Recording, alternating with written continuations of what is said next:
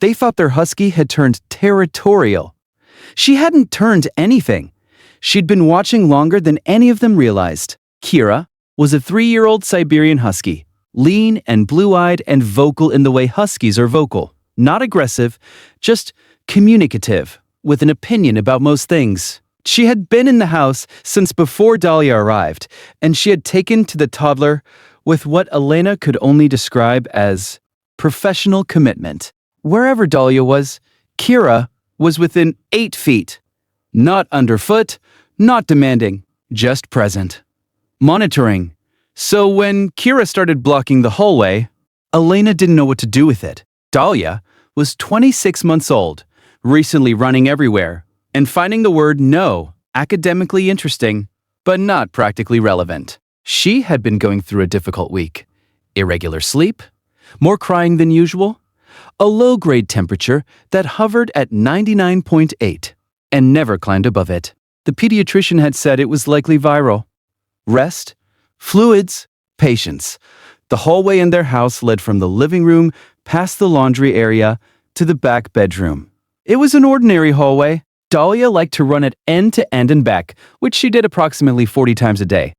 Tuesday afternoon, Kira stopped her. Not growling, not snapping. She simply moved sideways into the hallway entrance and stood there, head slightly lowered, eyes on Dahlia, and didn't move when Dahlia pushed at her shoulders. Dahlia thought it was a game. She pushed again. Kira held position.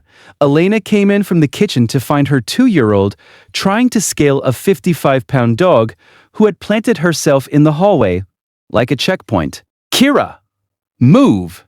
Kira looked at Elena, then looked back at Dahlia, then did not move. Elena physically repositioned her. Kira went where she was placed, circled, and returned to the hallway entrance. This happened 4 more times over the next 2 hours. Every time Dahlia approached the hallway, Kira was there. Not aggressive, patient, insistent, specific, as if the hallway were the problem.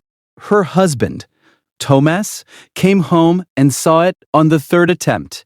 He watched Kira hold her sideways position while Dahlia pushed at her methodically. He said, "She's never done that before."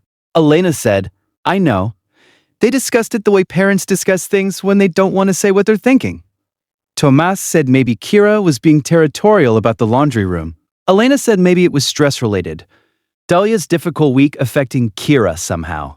They both said maybe, and neither of them knew what to do with the specific focused way Kira kept returning to that same 12-inch wide piece of hallway, over and over, independent of commands.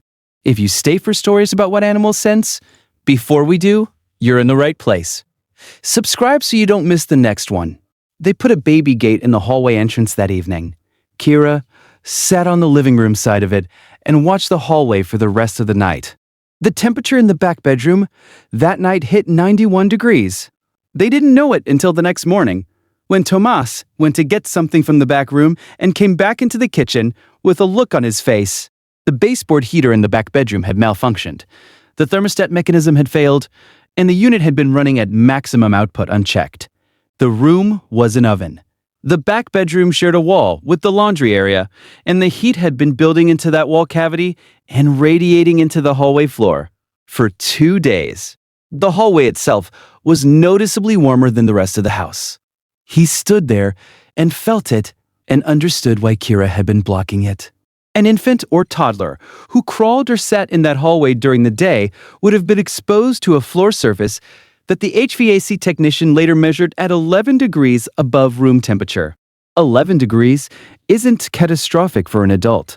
For a 26-month-old with an already elevated baseline temperature and compromised immune response, the accumulated exposure across multiple hours of play traffic would have driven that low-grade fever into dangerous territory. Dr. Paulo Mercado, the pediatrician who followed up with Dahlia, was careful with her language.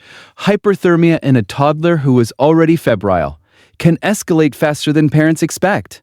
If the exposure had continued at the level you're describing, we would be looking at a significantly different clinical picture. She paused and looked at Elena. What stopped Dahlia from using that hallway? Has your dog ever done something that made no sense? Until it was the only thing that made sense? Tell us in the comments. These stories deserve to be heard.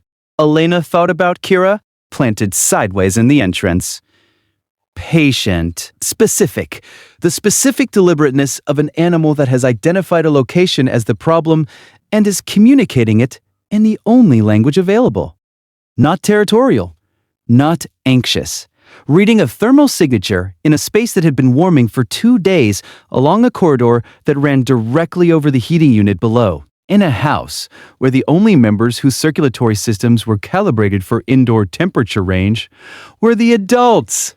And the one member who wasn't was the one Kira had been watching most closely for 2 years.